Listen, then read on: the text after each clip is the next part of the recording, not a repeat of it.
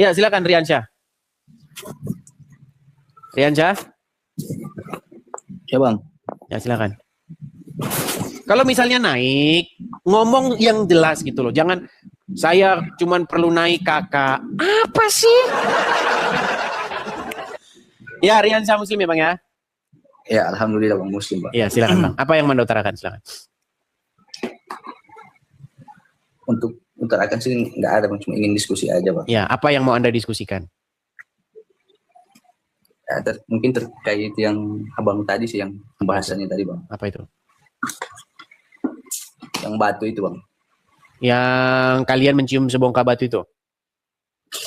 Kok saya belum pernah mencium bang, karena belum pernah naik haji kan. Ya, maksudnya umat Islam. Jadi gini Bang. Jadi sebenarnya dulu Ka'bah itu kan dipenuhi oleh berhala. Betul?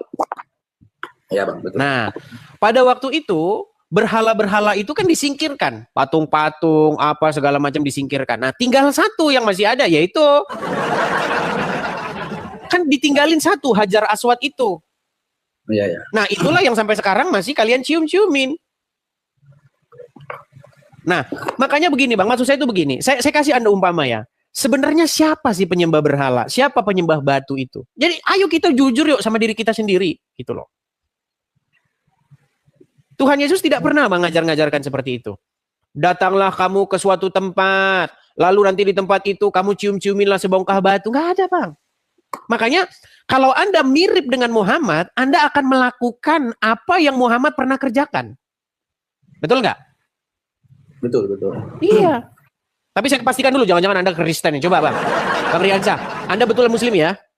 Muslim bang. Oke, coba apa buktinya bahwa Anda Muslim? Coba apa bukti bahwa Anda Muslim itu apa? Ya, saya percaya Muhammad. Coba, bagaimana Anda membacakan satu surat dalam Al-Quran? Coba. Satu surat. Surat apa bang? Terserah, surat yang Anda hafal. Coba. Al-Ikhlas ya. Silakan. Atau 2 kalimat syahadat aja Enggak, bang? Al-Ikhlas saja. Coba. Kalau 2 kalimat syahadat semua orang bisa. Coba. Allahu ahad, Allahu samad, lam yalid wa lam yulad, wa lam yakul lahu kufuwan ahad. Oke, baik. Dia Muslim ya. Muslim dia. Baik, baik, baik. Jadi gini Bang. Oke. Pengetahuan saya ya, waktu kuliah itu diskusi dengan teman-teman. Jadi sejarah batu itu, Hajar Aswad itu bukan di zaman Nabi Muhammad sebenarnya. Itu di zaman Nabi Ibrahim.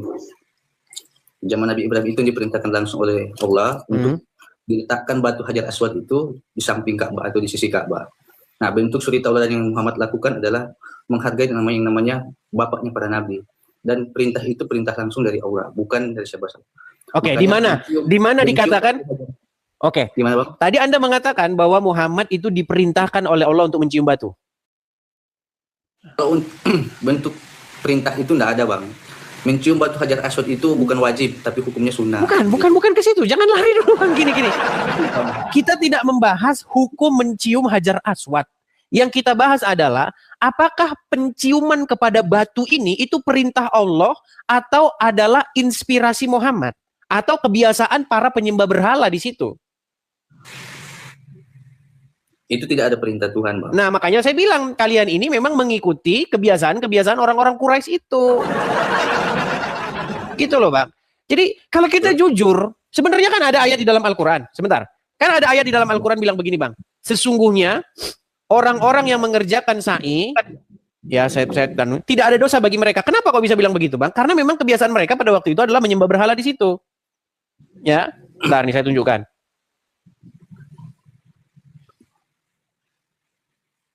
Saya tunjukkan ya.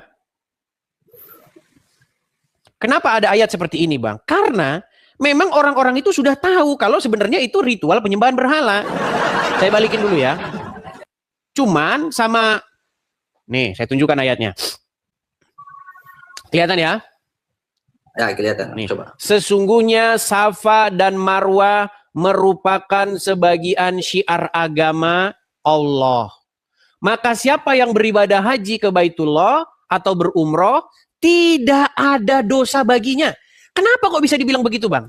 Karena orang-orang itu tahu bahwa itu tadinya penyembahan berhala. Makanya dibilang, nggak apa-apa itu nggak dosa.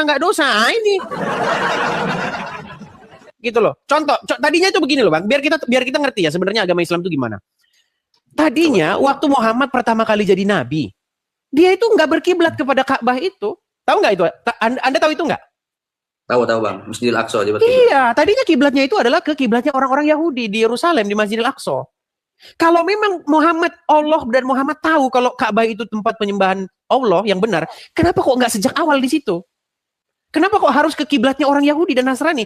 Karena Muhammad itu tadinya pertama kali dia itu mengatakan dia mau meneruskan ajaran-ajaran terdahulu. Tadinya seperti itu, Bang.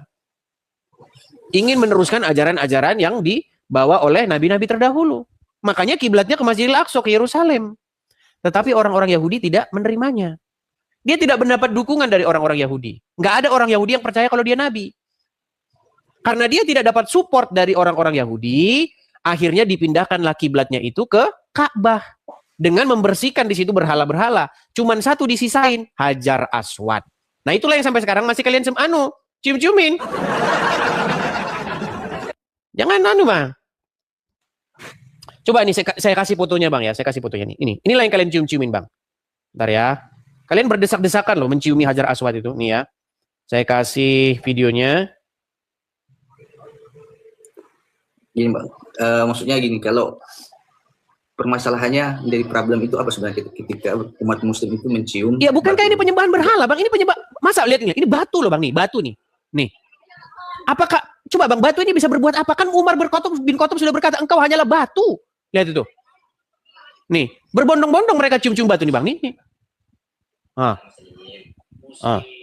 Ngapain mereka ini Bang? Nih. Lihat tuh. Inilah yang kalian lakukan Bang. Kalian ngabisin duit banyak ini untuk menciumi batu ini. Coba Bang, hati nuranimu coba.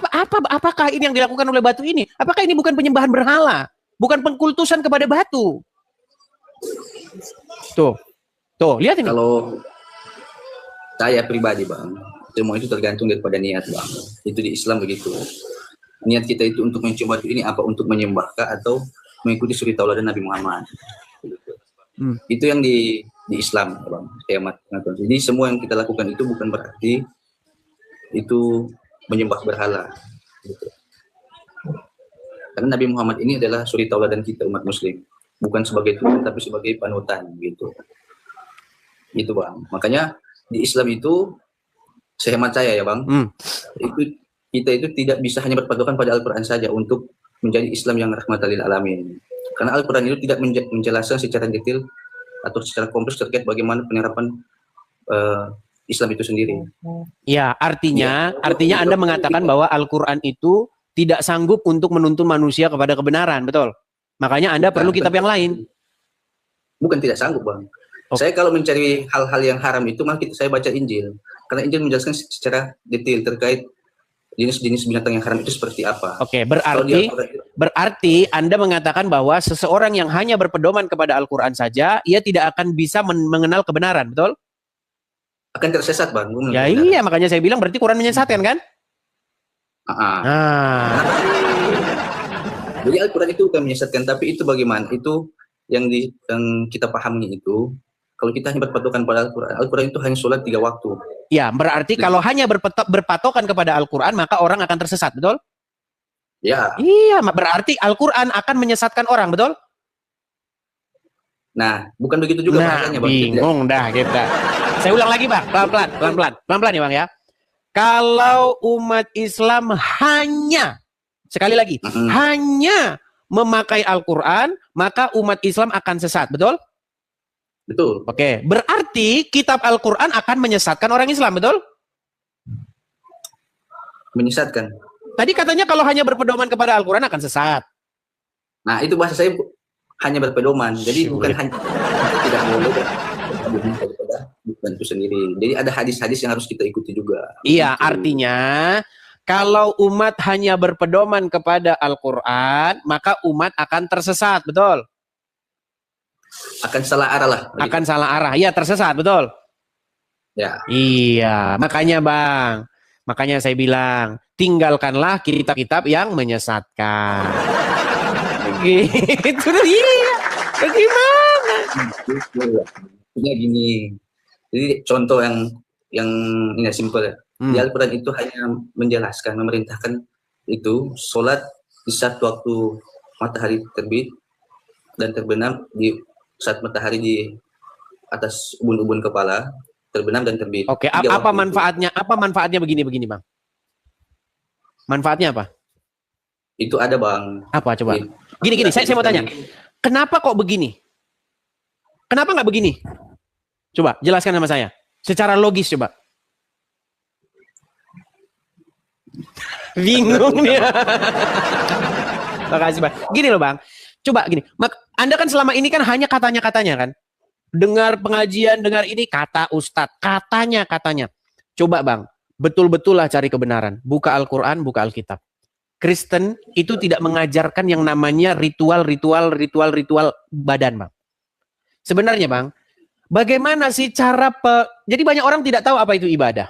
Ibadah itu kan dari bahasa Arab yang kata dasarnya itu adalah abdu. Ya. Arti abdu itu apa sih? Abdi bahasa Indonesia. Hamba. Itu kan berbicara mengenai penghambaan diri. Nah, penghambaan diri itu bukan begini Bang. Ini bukan itu olahraga. Di dalam Alkitab, gini Bang. Di dalam Alkitab yang dimaksud dengan penghambaan diri adalah bagaimana kita itu melakukan firman Tuhan. Bagaimana Tuhan itu memerintah hidup kita. Nah, ketika Tuhan memerintah hidup kita, maka kita itu akan menjalankan perintah-perintahnya. Contohnya, perintahnya itu apa? Misalnya begini. Jangan kamu membalas kejahatan dengan kejahatan. Kasihilah sesamamu manusia seperti dirimu sendiri. Jangan mencuri. Dan seterusnya, dan seterusnya. Nah, kalau itu kita lakukan, itulah pengabdian diri. Jadi pengabdian diri itu bukan gerakan-gerakan badan. Itu apa pengabdian dirinya di mana Bang? Apa untungnya bagi orang itu apa? Manfaatnya apa kalau begini-begini? Habis begini-begini, dapat telepon, bro. Gimana uang hasil korupnya?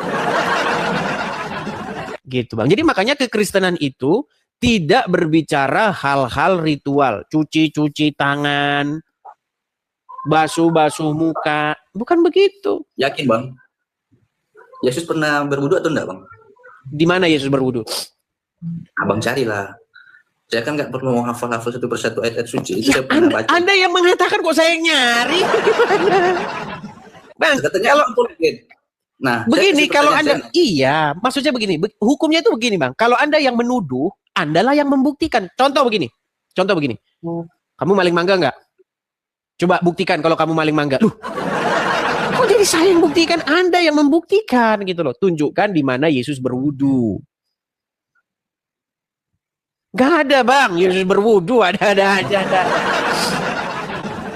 Coba cari baca lagi Bang, saya lupa ayatnya itu apa. Gak ada Bang, Anda tunjukkan saja di mana Yesus berwudu begitu. Masanya saya di kosan nggak bawa Alkitab nih Bang. Iya, jadi sebenarnya begini Bang, esensinya itu apa sih? Kan kalian sering bilang begini, kami orang Islam kalau mau menghadap kepada Allah, kami harus bersuci dulu, kami harus cuci tangan. Kami harus cuci muka. Bang, kalau cuci tangan, cuci muka nggak bersih. Orang Kristen, kalau mau ke gereja mandi, wangi dulu. Coba, mana lebih bersih? Cuci tangan? Hanya raup-raup muka begitu saja? Atau mandi? Makasih Bang Lenatan. Gini, Abang jangan hanya langsung patuk di wudhu saja. Sebelum wudhu itu kita harus mandi juga. Mandi apa? Mandi wajib. Kata siapa Bang? Bohong Abang. Dengar, saya sekolah. Bang, walaupun kita wudhu, tapi mandi wajib itu nggak sah Bang. Oke. Itu di Islam. Baik. Waktu saya sekolah Bang, saya masih ingat sekali. Kalau jam 12 itu kan jam istirahat. Ya. Nah, biasanya kami itu sering nongkrong di musola sekolahan. Betul. Orang-orang itu pada sholat kalau jam 12. Nggak ada yang mandi Bang. Bau ketek Bang. Musolanya itu bau ketek Bang. Bau keringat. Apalagi kalau jangan bilang mandi. Anda bohong kalau mengatakan mereka mandi. Tidak mandi Bang. Mereka hanya cuci muka saja. Makanya kalau masjid sekolah itu, kalau misalnya jam 12 siang, waduh. Jangan ditanya Bang. Jadi jangan katakan, makanya begini Bang, sebenarnya itu kan ada percakapan antara Tuhan Yesus dengan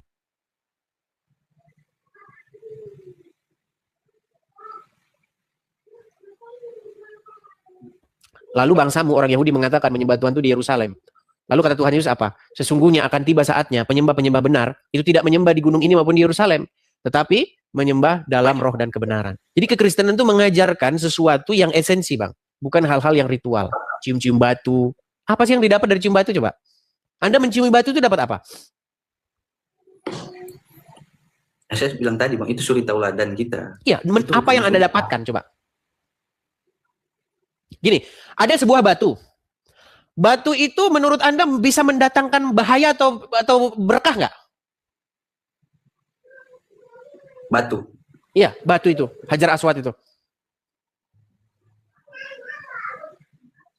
Karena itu batu dari surga itu mendatangkan keberkahan. Nah itu makanya saya bilang kan penyembahan berhala. Ada batu mendapatkan memberi berkah. Anda nggak beda dengan ini loh. Nih saya kasih tunjuk. Kalian ini sering menunjuk-nunjuk sembah berhala, sembah berhala. Ini Bang. Nih ya Bang ya, saya tunjukkan. Nih ya. Apa Bang? Kenapa kalian menuduh mereka ini melakukan penyembahan berhala? Nih ya. Sebentar. Kalau Anda mengimani yang seperti itu, Bang.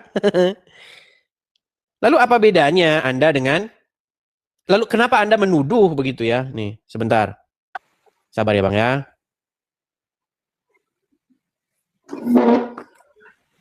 Saya tunjukkan sebuah gambar kepada Anda.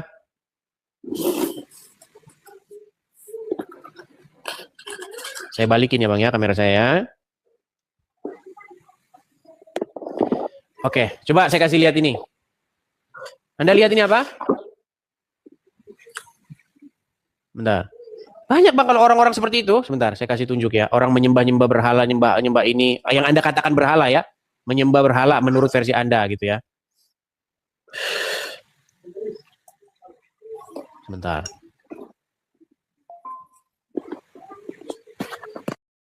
Di sini tidak ada gambarnya ya.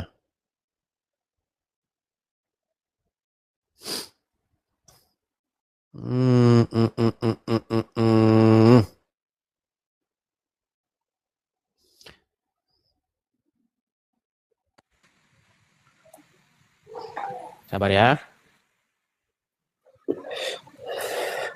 Bang, definisi berhala apa sih Bang? Menyembah berhala itu? Penyembahan itu seperti apa Bang? Bukan, yang saya maksud Anda itu kan mengatakan bahwasanya orang-orang yang mengatakan kalau batu mendapatkan barokah, batu bisa mendatangkan berkah, begitu kan. Lalu Anda kenapa menuduh orang lain seperti itu? Saya kasih menuduh. Gimana? Siapa yang menuduh?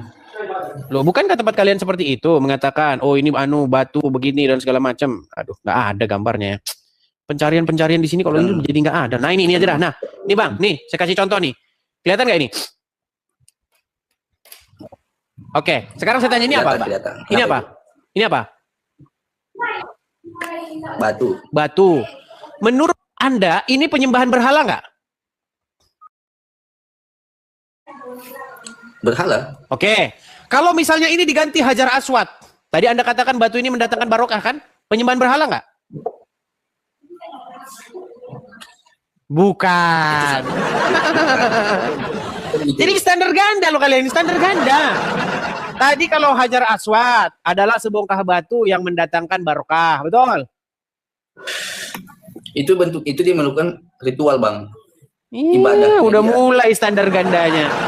Tadi Anda berkata kalau Hajar Aswad itu batu, dia punya berkah, mendatangkan barokah, betul? Ya. Oke. Kalau batu ini diyakini sama dia mendatangkan barokah nggak? Dia meyakini batu ini kan mendatangkan barokah, betul? Abang jangan bilang gitu, itu teman-teman Hindu nanti yang nonton itu. Bukan Hindu nanti. Ini. Bukan, maksudnya yang nonton nanti di sini itu. Bukan, ini bukan Hindu ini. Terus apa dia? Ya nggak tahu, ini agama kepercayaan. Dia mengatakan bahwa batu ini cuma dia yang percaya batu itu barokah. Apalagi pakai peci nih, kemungkinan dia agamanya Islam. Maksud saya begini. Bukan, maksud saya gini, kita nggak mempermasalahkan mau agamanya apa, kayak kita nggak mempermasalahkan. Yang saya maksud gini, kalau ada menuduhkan bahwa ini penyembahan berhala, berarti Anda sebenarnya sedang menuduh diri Anda melakukan penyembahan berhala gitu loh. Betul? Betul nggak? Itu dia melakukan ritual ibadah, Bang. Mulai dah, udah. Mulai. Angel tenan tuturanmu. angel tenan tuturanmu. Nah, udah repot kalau begini. Sebenarnya Bang ya, ayo kita jujur. Marilah Bang, jangan keraskan hatimu. Datanglah kepada kebenaran. Begitu loh Bang. Ya sudah datang kepada kebenaran Bang, tapi nggak dapat. Di Kristen saya nggak dapat. Bang, karena Anda masih mengeraskan hatimu. Hal yang membuat Anda tidak bisa mengenal kebenaran adalah karena Anda masih percaya orang mati bisa menuntun kepada hidup. Gimana cara Abang meyakinkan saya untuk saya bisa masuk Kristen? Coba. Oke. Anda mengikuti Muhammad yang ada di kuburan, betul? Mengikuti Muhammad yang ada di kuburan. Muhammad ada di mana? Udah mati Bang. Oke. Meninggal. Di kuburan nggak?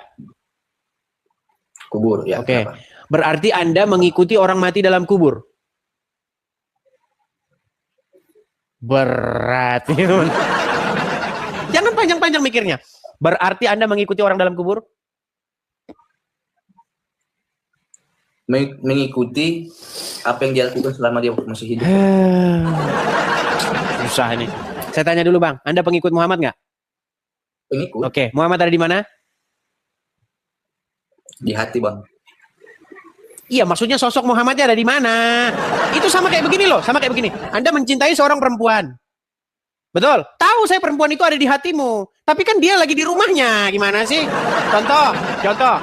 Anda punya pacar. Sebentar Bang, tenang. Anda punya pacar. Pacar itu di rumahnya sekarang. Tapi Anda katakan engkau ada di dalam hatiku. Ya kita ini nggak nyambung Bang. Kita bukan ngomongin itu. Gini. Berarti kenapa Nabi Muhammad ada di kuburan sekarang? Oke, Muhammad ada di kuburan kan, betul? Mengikuti ajaran-ajarannya. Iya, Muhammad ada di kuburan, betul? Ya, betul. Oke, dan Anda pengikut Muhammad, betul? Ya, betul. Berarti Anda pengikut orang mati, betul? Bahasanya salah Bang. Oh, bahasanya salah sih. Susah ini. Salah. Bang, coba saya ulangi lagi satu kali lagi. Itu orang mati, semua manusia mati. Itu salah bahasanya Bang. Makanya saya bilang jangan mengikuti orang mati. Aduh.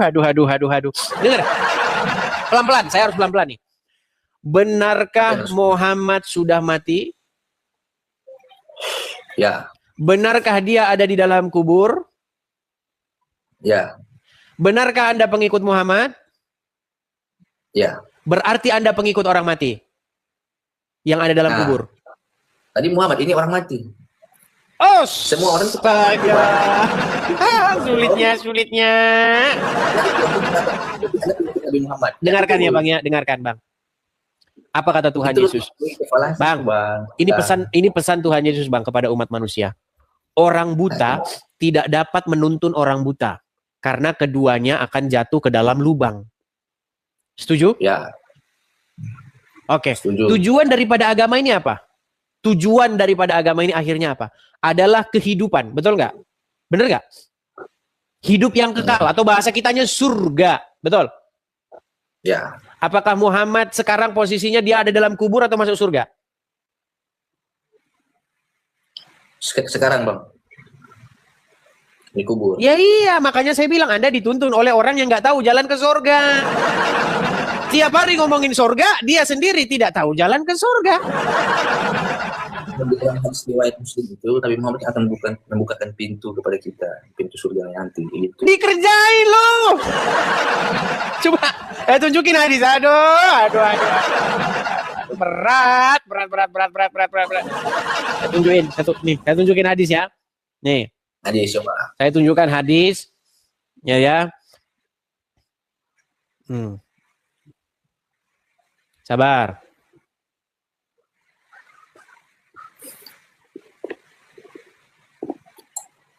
Jangan takut murtad.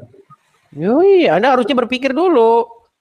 Waduh, berat sekali Anda ini ya. Saya tunjukkan kepada Anda bahwasanya tidak ada jaminan bahwa Muhammad itu masuk surga. Dia itu pernah ditanya, apakah engkau pasti masuk surga? Muhammad, jangan anu Bang. Jangan seperti itu Bang. Sabar ya.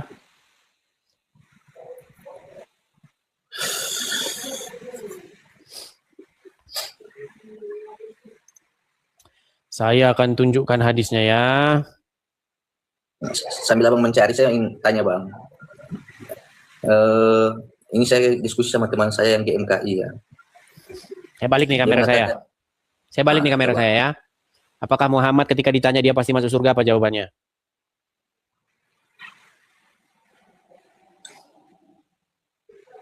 Nih, telah menceritakan kepada kami dari... Kameranya mana bang? Sebentar.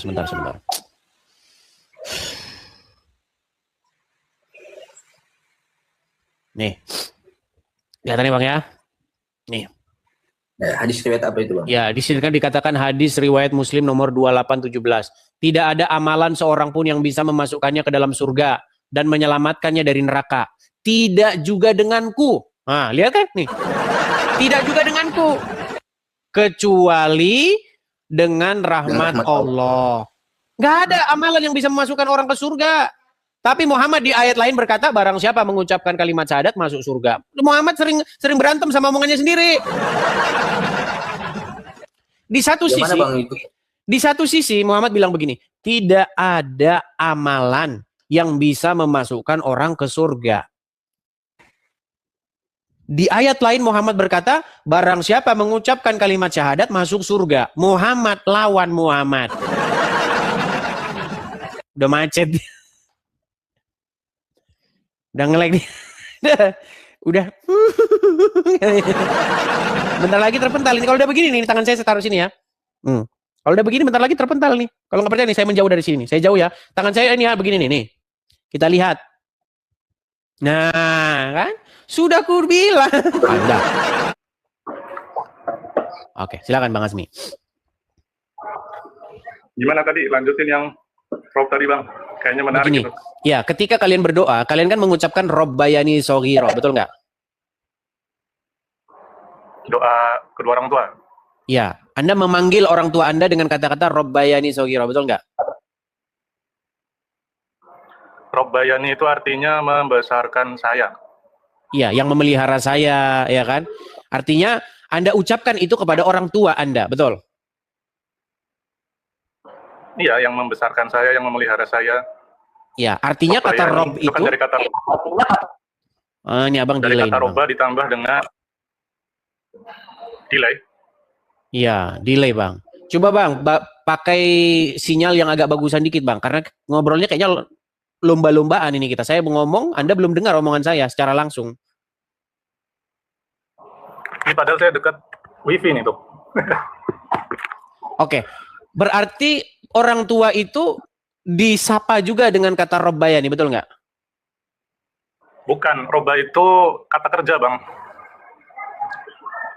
Iya, tapi orang tua bisa dipanggil sebagai Rob juga. Sebagai Rob. Kalau Rob, gimana ya? Kayaknya enggak sih ya. Jadi kata Rob itu sebenarnya begini bang. Jadi sebenarnya kata Rob di dalam Al-Quran itu boleh nggak ditujukan kepada orang? Atau kepada manusia? Saya ambil cari dulu bang. Ya, jadi perdebatan kita itu sebenarnya di situ gitu loh. Jadi banyak orang naik ke sini dengan memulai sesuatu argumentasi yang salah. Makanya terjadi debat kusir terus. Nah, itu tentu saja di kalangan orang-orang awam begitu. Ya, coba. Gimana tadi? Jadi sebenarnya kata Rob itu bisa nggak disematkan kepada manusia? Bisa. Cuma harus ada syarat tertentunya. Oke, dalam hal apa? Gini, syarat apa yang harus dipenuhi manusia supaya dia itu bisa dipanggil Rob? Kalau yang saya tahu Robbun itu ya, bukan Robba ya bang, itu dua kata yang berbeda. Yang satu itu isim, yang satu fiil. Kalau Robbun itu fiil, isim, artinya pemilik, penguasa, pemelihara. Kalau Robba itu artinya memelihara, kata kerja beda. Iya, saya ngerti kok bang, ngerti. Itu kan kata kerja dengan kata benda. Itu sama dengan makan, memakan, kan gitu. Ya kan? Isi, mengisi, gitu kan? Nah, yang saya maksudkan, bisa nggak kata Rob itu diperuntukkan kepada manusia? Tadi Anda sudah jawab bisa. Nah, syarat-syarat apa saja yang harus dipenuhi oleh manusia itu sehingga dia bisa dipanggil sebagai Rob? Kalau Rob itu biasanya buat orang Kalau zaman dulu paling ke budak, ke tuannya manggilnya Rob gitu. Karena dia udah memelihara yang menguasai budak itu, pokoknya dia punya hak atas budak tersebut gitu. Makanya seringkali Allah itu dipanggil Rob karena ya kita sebagai hamba begitu. Baik, baik. Jadi lawan kata daripada Rob itu adalah hamba, betul? Lawannya Abdun. Iya, Abdul. Nah, jadi ketika Anda mengatakan Allah itu adalah Rob, maka terjemahan di dalam bahasa Indonesia itu adalah Tuhan, kan? Bisa Tuhan. Nah, lawan kata Tuhan itu apa? Hamba. Iya, itu Bang. Lawan kata Tuhan itu hamba. Begitu loh. Jadi banyak orang tidak tahu. Lawan kata Tuhan itu hamba. Tuhan itu sebenarnya Bang, kata Tuhan itu sebenarnya sama dengan kata Tuan. Lawan kata daripada hamba. Dia itu sesuatu yang dia itu merintah gitu loh. Sesuatu yang dia itu posisinya itu kepala. Begitu. Jadi kalau kita belajar pelan-pelan sistematis, kita ngerti nih begitu. Jadi jangan Anda berkata, Yesus itu Rob apa manusia? Itu pertanyaannya itu udah salah. Cuma saya kurang sependapat kalau tadi bilang Nabi Muhammad itu Robnya umat muslim, saya kurang sependapat. Oke, pertanyaan saya begini. Posisi umat terhadap Sang M, apakah yang nyuruh siapa? Yang memerintah siapa? Yang mengatur siapa? Yang harus mengikuti siapa? Kan umat kan? Nah itu mas lagi. Kalau Rob itu kan harus memiliki. Jadi kita itu bukan miliknya Nabi Muhammad, kita miliknya Allah sebagai ciptaan. Jadi kalau Coba, kita betul tidak sang nabi memanggil kalian itu dengan kata ummati, betul tidak? Nah itu manggilnya ummati Bang, bukan abdi. Kalau abdi hambaku. Nah beda kan? Iya, umatku itu kan artinya kalian ini miliknya dia. Gimana? Bang artinya bukan milik. Kalau milik tuh seolah-olah kayak apa ya? Ya yang dimiliki aja kayak barang kita punya, mau ngapain juga terserah kita, itu namanya pemilik. Makanya Allah itu yang disebut Rabbus, pemilik langit dan bumi begitu. Saya tidak bilang bahwa Muhammad itu pemilik langit dan bumi, Bang. Nah, yang saya katakan itu dia itu pemilik umat Islam. Literalnya dari mana pemilik umat? Karena seluruh umat Islam tuh ngikutin dia. Kalau pengikut bukan pemilik, Bang. Kalau memilih gini, saya kasih contoh. Bentar deh. Iya, main aja. Kalau pemilik itu kayak seorang tuan dengan budaknya. Budak itu statusnya itu dimiliki. Kalau mau dikasih, dibebaskan atau dijual, Bang. Kalau seorang budak dibunuh oleh tuannya, itu nggak ada orang yang bisa menuntut itu. Pemilik itu seperti itu. Oke. Apa perbedaan perlakuan kalian terhadap Allah dan Muhammad? Kalian mengikuti Allah, kalian mengikuti Muhammad. Betul? Ya, kalau mengikuti ya betul. Oke, kalau kalian mengikuti Allah, artinya Allah itu Rob kalian, betul? Ya, Robnya Allah. Nah, sedangkan kalian mengikuti Muhammad sekarang jadi bukan Rob. Ada presiden, sebagai presiden nyuruh ke gubernur untuk memberitakan ke masyarakat. Yang kita ikuti kan gubernur dari perintah presiden, begitu Bang. Jadi gubernur ya bukan presiden, gitu. Saya tidak bilang Muhammad itu Allah, nggak saya bilang begitu. Yang saya katakan, perlakuan kalian terhadap Muhammad itu sama seperti perlakuan kalian terhadap Allah. Maksudnya sama bagaimana Bang?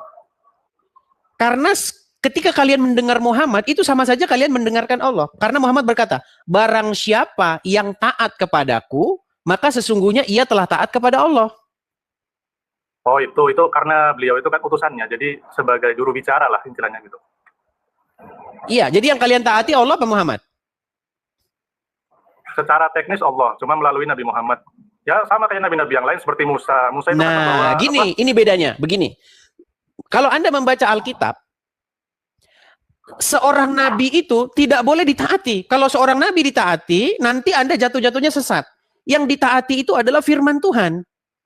Makanya Nabi di dalam Alkitab itu bicaranya beginilah firman Tuhan. Kalau beginilah kataku, kalau yang ditaati itu adalah akunya, sang nabinya, berarti sang nabi itu telah duduk di kursinya Tuhan. Dia duduk di tempat yang bukan tempatnya. Begitu. Makanya di dalam Alkitab tidak ada nabi yang berkata beginilah firmanku atau ikutilah aku, enggak ada. Yang ada itu beginilah firman Tuhan, dengarlah firman Tuhan. Begitu. Ya kalau di konsep Alkitab begitu ya terserah, cuma kalau di dalam ajaran Islam ya enggak seperti itu. Nah, kalau di dalam ajaran agama Anda, Muhammad itu berkata aku. Aku dia bilang, bukan firman Tuhan. Nah, yang hanya bilang begitu, yang hanya boleh bilang begitu tuh harusnya hanya Yesus. Karena Yesus adalah sang firman. Sang firman itu sendiri. Makanya Tuhan Yesus berkata, ikutlah aku. Kalau Nabi nggak boleh. Ikutlah aku. Lu siapa? Gitu. Begitu, Bang. Makanya Anda harus bisa membedakan, aku dengan firman Tuhan. Saya kasih contoh. Bang ya. Kita kasih aja misalnya polisi, Bang. Polisi. Coba, yang ditaati itu polisi apa hukum? Ya hukum. Hukum. Jadi polisi kan perantara. Gini, harus bedakan begini, Bang. Yang ditaati itu hukum. Contoh begini, Bang. Ada polisi, nyetop Anda. Oke. Kebetulan polisinya cabul. Ya kan? Yang disetop perempuan. Misal nih. Hai, perempuan. Buka rokmu. Coba, Bang. Kalau Anda mentaati polisi, itu salah. Yang harus Anda taati itu adalah hukum. Nah, makanya nggak boleh. Dia itu harus mengatakan, patuhi saya. Enggak, patuhilah hukum yang sedang saya jalankan. Begitu. Nah, seorang nabi, nggak boleh dia ngomong, ikuti saya. Nggak boleh. Tetapi ikutilah firman Tuhan yang saya sampaikan. Karena nabi-nabi itu juga bikin salah. Nabi-nabi itu manusia biasa. Dan mereka juga membuat kesalahan. Makanya nggak boleh nabi-nabi itu duduk di kursinya Tuhan. Nah, beda dengan Yesus. Karena Yesus adalah sang firman itu sendiri. Makanya Yesus berkata, ikutilah aku. Nah, di dalam Al-Quran, Muhammad tuh ngomongnya aku, Bang. Bahkan kalau dia ngomong hadis itu, dia ngomongnya atas dirinya sendiri. Begitu. Kita kasih contoh ininya lah. Contoh yang spesifik. Menurut Anda, Umar bin Khattab kenapa bisa ngomong begini? Sesungguhnya engkau hanyalah sebongkah batu. Jikalau aku tidak melihat Nabi menciummu, niscaya aku tidak sudi menciummu. Pertanyaan saya gini dulu. Kenapa menurut Anda Umar bin Khattab tuh sampai ngomong begitu? Karena di Al-Quran ada dalilnya, Bang, bahwa di dalam diri Nabi itu ada suri tauladan. Bukan, gini. Umar bin Khattab kan berkata, aku tidak sudi menciummu karena engkau hanyalah sebongkah batu yang tidak dapat mendatangkan bahaya ataupun manfaat. Seandainya aku tidak melihat Nabi menciummu, niscaya aku tidak akan mau menciummu. Maka sebenarnya di hati dia itu dia nggak mau ngelakuin itu. Menurut Anda, ada pertentangan batin nggak di dalam hati dia itu? Ya, sebatas itu aja sih menganggap dia itu batu doang gitu. Cuma karena saya melihat Nabi melakukannya, saya ngikut Nabi karena hati Allah, hati Rasul gitu. Ya, artinya ada pergolakan batin di dalam hati Umar bin Khattab karena ini kan hanya batu saja. Kenapa kok harus dicium-ciumin? Artinya akal sehat dia itu sebenarnya menolak.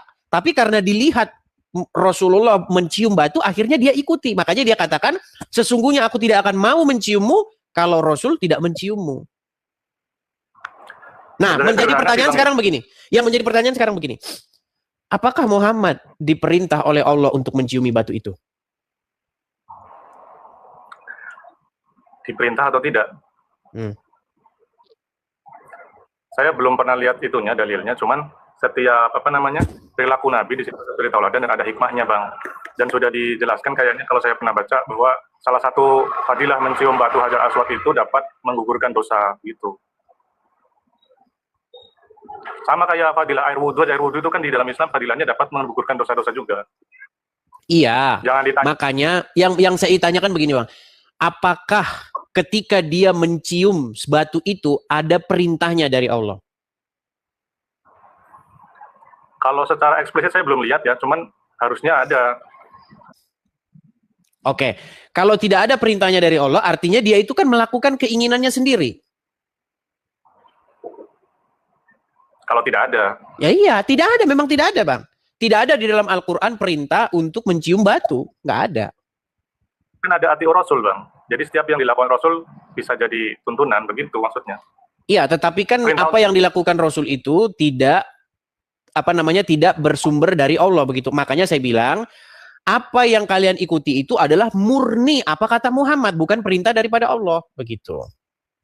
Begitu, Bang. Sebab yang Nabi Muhammad itu kan diiringi oleh malaikat Jibril. Jadi itu kan punya sifat maksum. Jadi dia terhindar daripada perbuatan dosa. Seandainya Nabi ingin berbuat dosa itu langsung diperingatkan begitu. Makanya kalau nggak ada pertentangan di dalam itu, ya itu baik, ada hikmahnya. Itu aja sih, Bang, sederhana.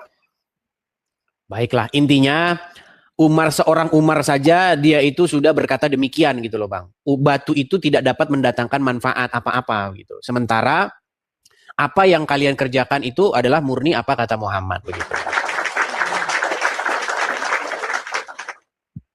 Dia itu Gimana? tidak sedang, kalau Umar bin Khattab mengatakan demikian, itu dia sedang menekankan bahwa dia tidak menyembah batu, begitu intinya. Iya, Oh, karena batu itu ya, sebenarnya begini, hati Umar itu Bang, udah jelas-jelas di situ dia mencium indikasi-indikasi penyembahan berhala. Karena dia katakan engkau itu nggak kayak gitu. Loh, lalu Abang. apa motivasinya dia ngomong sesungguhnya engkau hanya sebongkah batu? Cincin batu nggak dicium-cium, apa dia menyembah cincin itu? Enggak lah, karena kecintaan. Ini batu ini kan asalnya dari surga gitu, diyakini seperti itu. Iya, karena sudah batu dari surga itu kayak gitu. Mau menyalahkan keyakinan ya nggak bisa. Nanti saya waktu keyakinan abang marah. Oke? Boleh-boleh saja, nggak apa-apa. Siapa bilang? Yang tukang marah itu kalian, Bang. Sikit-sikit marah, demo. Demo. Ya itu. Ya udah itu. Oke lah. Oke.